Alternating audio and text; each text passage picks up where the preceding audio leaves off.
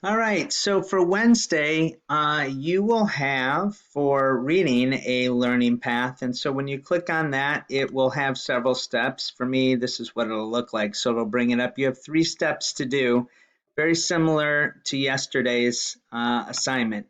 The first step here is when you look at the number 1 step of our path, it's related to the mini lesson. So hopefully you were here for the mini lesson. The first 6 slides is what I do to cover and walk you guys through this idea of text structure. And then you are doing slides 7 and 8 here, which will look similar to yesterday's learning path where you have several steps. And so when you do go through this, once again, this is what my mini lesson will consist of. We'll work through those.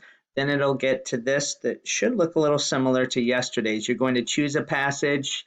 Here you're going to note unknown words.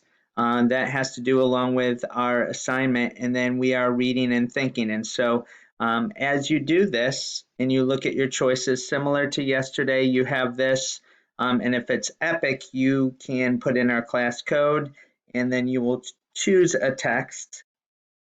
And as you do this, when you look at the next step,